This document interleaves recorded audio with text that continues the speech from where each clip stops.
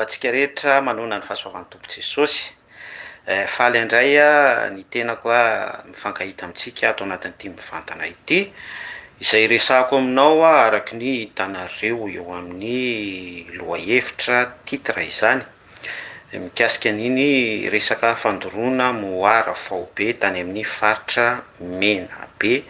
Iny izay niseho andro vitsivitsy lasa izay herinandro angamba izay na il y a 2 semaines. Nini tsy nanao vidéo mivantana ny tenako tao aorianan'iny hetsika fandoroana moara faobe iny, izay notarian'ny antoko na zandary nanao fanamiana tany amin'ny faritra Menabe iny teo ambany fitarian'ny colonel Faneva, monsieur Faneva raha tsy diso ny constatation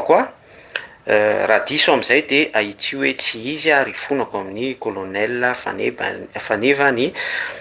fampitana hafatra zany eto anio. Tsy resaka ny colonel Faneva isika, tsy resaka ny intimité-any, tsy resaka ny vie privée-any isika, fa ny lesona kosa no ampitaitsika tao anatin'iny hetsika fandoroana moara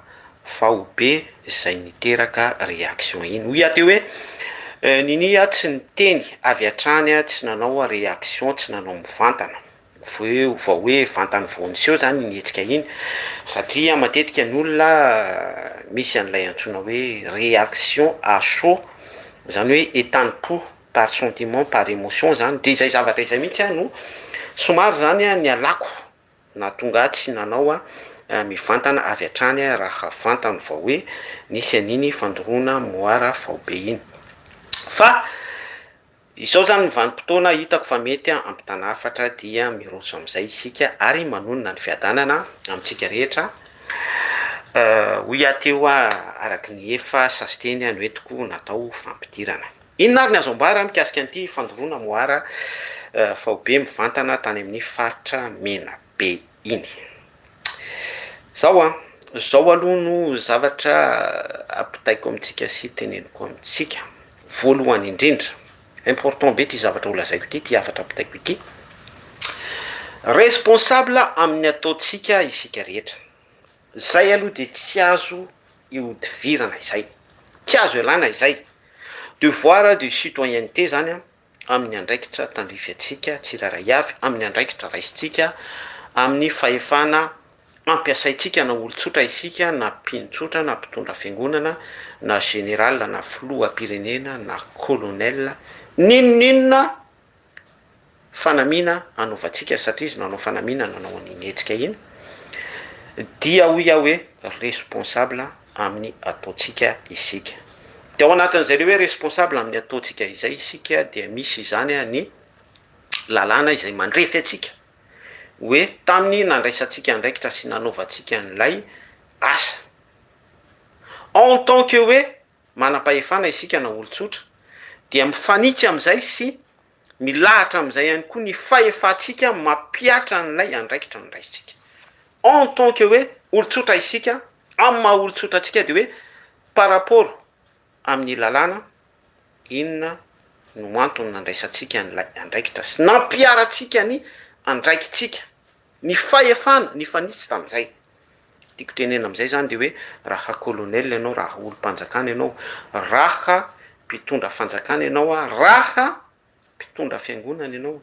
dia lay autorité, lay fanamina nanaovanao, lay fahefana anananao, de ao anatin'izay ny andraikitra sy ny adidy izay faritany lalàna hoentinao mampiatra an'ilay fandraisanao andraikitra. Ny sujet atsika eto ary nitranga hita de le hoe fandoroana moara faobe tany amin'ny faritra Menabe. De mitena arak'izay ihany koa zany lay hoe andraikitra, mitena arak'izay ihany koa lay hoe autorité fahefana, miteny arak'izay ihany koa izay mifanitsy afaka anambarantsika azy. Zay aloha zany dia tsy azotsika iodivirana. Eo am'izay no mipetraka ny barainy be da be hoe fahefana viaiza, fahefany ve araka ny fanamina izay anaovany ve ny fampiarany an'ilay fahefana. De hatr'izay sy ohatran'izay hatrany hatrany no entsitsika manambara sy manazava ny filazana eto amin'ity topika resantsika akatsika lesona ity eo amin'ny fiainana andavanandro vokadratsy zay mety ankilany a izay antefana zany a mahay anjany daholo isika nul n'est censé ignorer la loi zay le am'izay resaka fanambarana am'izay itsiny hoe fanamina autorité ara-panjakana sy ny sisa mifanitsy am'izay ny ao ambadiky zay anefa de aza adino ihany koa fa mbola matanjaka be ny resaka pratika ancestral eto amin'ny tany sy ny firenena malagasy eto amin'ny firenentsika zany ao ambadiky reny moara be da be ireny a fantatsika fa ny moara dia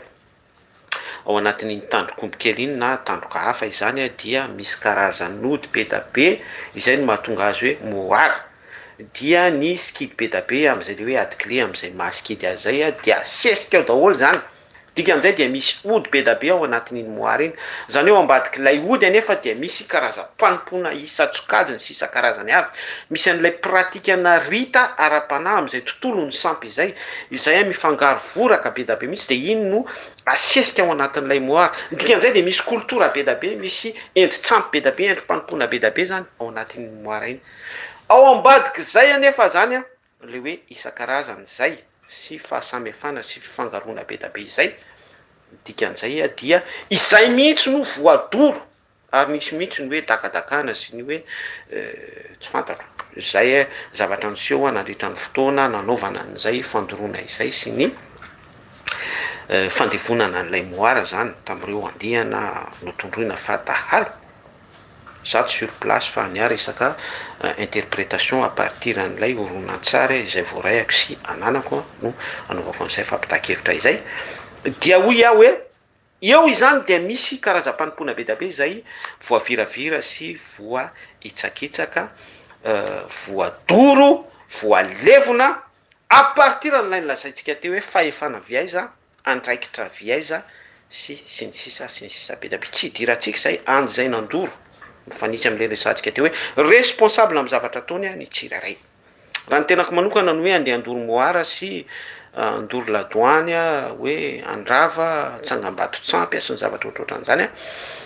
par rapport amin'ny zavatra voaray ako avany man'andriamanitra tsoto am' jesosy kristy a de ho ana manokana satria za tsy mahazo viziony am'izany a tsy mahazo autoritény am'izany na dia mpitoro filazantsara ary ny tenako dia mahony tena sy mipetraka tsara amin'ny côté hoe tsy miditra am'izay a satria ny any zavatra toko rehetra de à partir ny vision sy ny autorité lay nyresantsika tany am-piandohana teo hoe fahefana avy amin'iza sy avy aiza zay zany ny ano eto koa manao an'ireny hetsika isan-karazany na ny fizarana ety amin'ny pejy etony a zay a vao mihetsika ny tena koa zay vao mandorana mandrava ladoany a na tsy fantatro zay ilazantsika azy zay mitsy hietsehako am'izay fa ho an'izay manao an'izany a dia responsable ny tenany a amin'ny hoe autorité avaiza fahefana viaiza vision manahoana tena voarayany a ao amin'ny tontolo ara-panavy sa ny tena no mihetsika nandeha en tant que hoe izy rery a zay tsy hidirako zay fa anazy izay zany rehetrarehetra zany a azotsika ambara sy afaka hijerentsika ny ampanjavatra tokony hovajery ao anatin'izany rehetrarehetra izany mifanitsy am'izay fanambarana izay atreo zany de mazava tsara hoe responsabilité atreo ihany koa de mazava tsara hoe misy ambadika ara-panahy ao amin'ny tontolo tsampy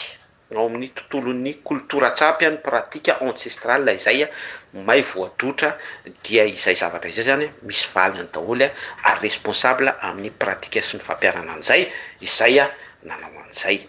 mazava atreo ny amaranako azy a sy ny fititeny important be aza hiampitako message ara de ny hoe taoarinan'iny a de nisy ny réaction be da be mihitsy be da be hoy ao a zay nambarandreo nanambara tao anatin'ny fihetsem-pony ireo a surtout zareo amin'ny tontolon'ny ara-drazana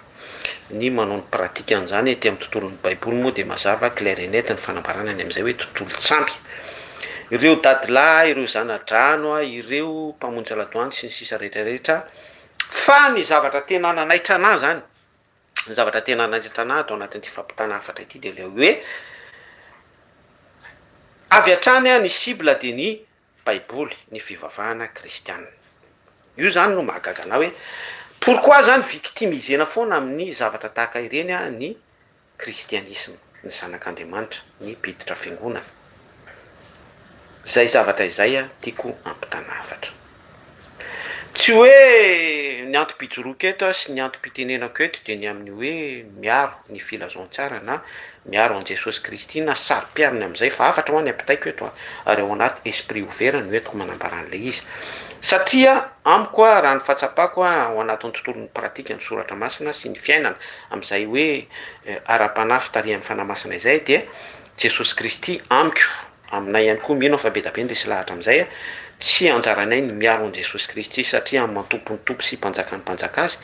efa nomena azy ny fahefana any an-danitra sy ety an-tany. Fa kosa misy zavatra izay tiako ampitaina amintsika sy anazavana ny saintsika tsiraray avy hoe nahoana ny dia victimisena foana zany ny kristianisme. Zay zavatra izay a tiako hitondrana indisy amintsika. Ny valin'izay a de be da be mihitsy ara-tsoratra masina. Aoka ho fantatrareo fa raha halan'ny olona ianareo a de izao ozy Jesosy Kristy efa alany a taloha anareo. Anankiray zay. Azadiro ihany koa fa Satana dia accusateur izy mpiapanga. Satana dia miapanga ny olom-boafidin'Andriamanitra mandrakariva. Miapanga ny Jesosy Kristy, miapanga ny filazontsara izy, miapanga atsika kristiana izy, miapanga ny fiangonana. Tsy izay afaka ilazantsika azy am'izay sasiteny zay Satana. Donc zany raha hoe zaran'ny Satana raha misy zavatra tahaka reny, misy étincelle créé ohatran'ireny pitika hafa miteny tahaka reny, zaran'ny Satana ary misy terrain ohatran'ireny ahafahany miaccuse ny fiangonana, ahafahany miapanga ny zanak'Andriamanitra, ahafahany miteny ratsy ny soratra masina. De raha mandinika anareo mahay ny rova Ambohidratrimo hatreto dia tsy fantatrao iza nondoro azy ary ny faniriana de hoe ho hita ny tompon'atoka tam'ireny satria hoe mampalahelo le izy na de hoe am'resaka koltora sy vakoka fotsiny ary hoe mba zavatra lova am'izay hoe mahavakoka azy zay izay tokony ho fanamariana ny tantarany ainan'ny Madagasikara ao amin'ny tontolony hoe rakitry ny ela zany dia ireny vaoviravira sy voatoro ireny raha izay fotsiny. Kanefa le izy de mihitatra araka le niteneniko teo hoe Satana dia mikendry foana izy, miandro-kendro-tohana foana izy hoe isiblena ny fiangonana ny zanak'Andriamanitra de niara-nahita isika ny ataky amin'ny hoe fiangonana ireny eo ambadika io fivavahana razam-bazaha io fivavahana angano-bazaha io fivavahana Jesosy Kristy io sy ny teny ratsy rehetra izay afaka hoentina miapanga ny kristianina de tena en vrac, tena hoe nitobaka mihitsy tam'izany. De io ihany koa ny fandoroana moara de miteny daholo ny dadilahy, miteny daholo ny karazana ankoay, miteny daholo hoe ny fivavahana kristianina no tompon'antoka any am'ireny ho fanimbazimbana ny asan'ny razana sy ny sisa rehetrarehetra. Aoka ho fantatsika fa tsy ao amin'ny principe-ny kristianisme izany, tsy ao amin'ny principe-ny Jesosy Kristy zany. Raha izaho manokana no anontanenareo dia tsy vision an'Andriamanitra raitsy to mihitsy amin'ny anaran'i Jesosy Kristy ny aniraka pino am'izao fotoana izao hoe ndana mandoro ny radoany, ndana mandrava rova, ndana mandoro moara. Raha izaho zany raha maharay ny visiony am'izany de miateste mihitsy ary assume koa ny fanaovana an'izany fa hatreto mbola tsy naharay an'izany satria raha ny fahatsapako azy de efa tsy am'izany intsony ny vision an'Andriamanitra tsy to fa efa aty amin'ny famahana ny tombo-kase ny amin'ny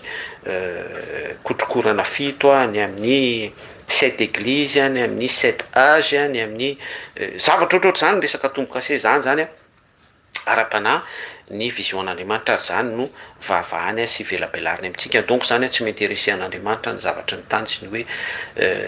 mandoro ladoany, mandoro moara izany aza. Zay zany ny zavatra mba ampitaiko message, ampitaiko amintsika fotsiny. Fa ny soratra masina miteny foana hoe avelao ny maty andevina ny maty ao aminy. Zay ihany koa zany mamaly an'ireny hetsika ireny hoe ny maty no mandoro ny moara izay an'ny maty ao aminy. Donc zany pour moi zany tsy misy idiran'ny kristianina ireny tsy fantatro mihitsy io inona no idiran'ny baiboly am'ireny farak'le zavatra no teneniko teo ara-baiboly sy ara-tsoratra masina hoe satana dia accusateur, satana ny demonia dia mpiapangy izy ary tsy misy atao afa-tsy ny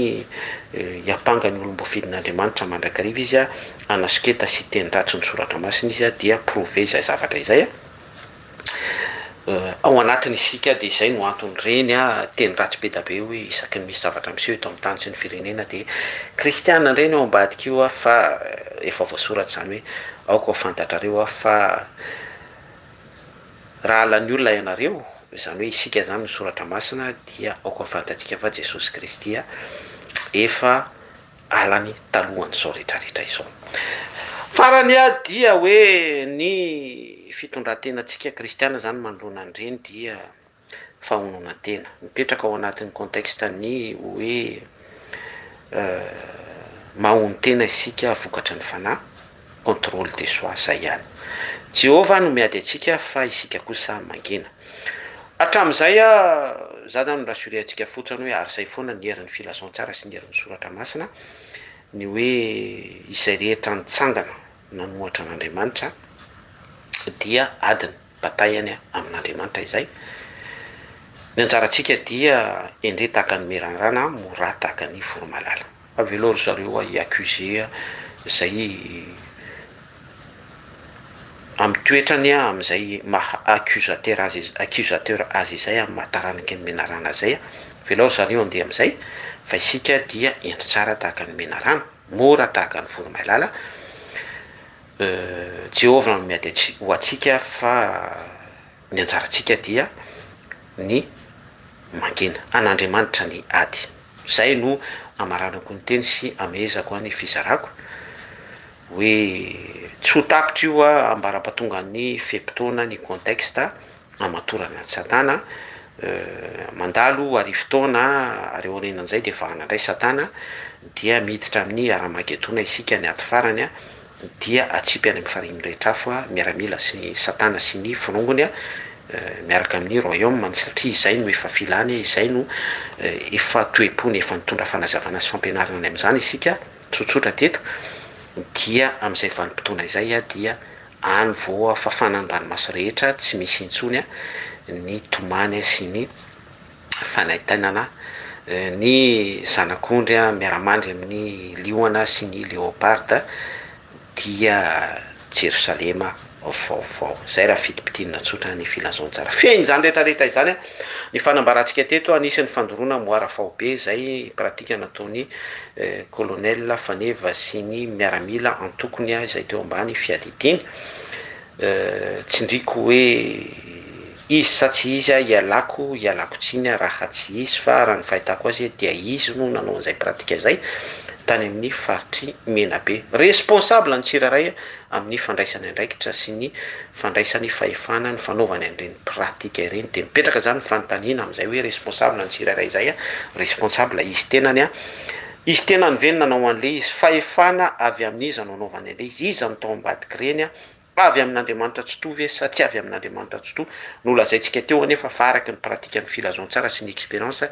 spirituelle avy aty amiko raha ny fanazavako dia efa tsy amin'izany intsony no vision an'Andriamanitra tsy to amin'ny anaran'i Jesosy Kristy amin'ny alalan'i Jesosy Kristy fa raha ny fahatsapako sy ny famahavahana ny soratra masina sy ny expérience any amin'izay dia efa any miresaka tombo-kase ny kotrokorana fito ny setage de l'église zava-panataka izany any amin'izany izao no ady ary any amin'izany no famahavahana mamahavaha ara-tsoratra masina any no fiasan'ny fanahy masina any amin'ny fanafenana ny zanak'Andriamanitra ny fanaitaina ny vehivavy hiteraka izany zao no décortiquer ny soratra masina amintsika izany de miditra amin'ny fahoriana zao isika andalo ny enlèvement hiditra fahorim-be miteny daholo zany rehetrarehetra izany araky ny resantsika teo hoe ny Milan ny famatorana ny satana indray avy eo de ny famahana anazy avy eo miditra ara-magedona amin'izany ny ady-panahy zao fa tsy resaka hoe fandoroana moara sy resaka hoe fandravana ladoanina zavatra ohatrohatran'izany, zavatra ambany be zany, tsy mihetsika am'izany akory ny fanamasina, tsy miinteresy an'Andriamanitra izany raha ny fijeriko a ara-tsoratra masina. De ny afatra faran'izay amin'ny tianako azy teo moa zany de hoe Jehova no miady ho antsika fa ny anjarantsika dia ny mangina. Zay rehetra mitsangana sy miseho i-accuser ny fiangonana ny soratra masina an' Jesosy Kristy, adiny am' Jesosy Kristy zany problème zany, ary io efa ady tao an-danitra io ananjerana ny Satana. Donc zany ananjarantsika de hoe endry tahaka ny merarana, mora tahaka ny voromailala, dia mahon-tena ao anatin'izay isika, vokatry ny fanahy, contrôle de soi, mipetraka tsara ao anatin'izay tsika araky ny fitarihan'ny fanahy masina. Zay no zavatra mba anambarako atsika par rapport am'ty resaka fandoroana moara ity. Après samy miteny zay ty mitenenina daholo ny olona araky ny fietsepony sy ny sentiment-ny hoe kristiana no ambadiky io fivavaham-bazaha, razam-bazaha sy ny sisa rehetrarehetra, avy aloha hiteny an'izany ny olona. Tsarainy ataony daholo sika responsable amin'ny zavatra teneniny tsiraray ary ho atinina am'izany. Zay zany no afatra amin'ireny karazana dadilahy sy karazana ankoay sy ny karazana sy ny sisa be da be reny. Afaka miteny nareo, afaka miteny araky ny fihetseponareo nareo, ny sentiment-nareo sy araky ny fikendrenareo ihany koa,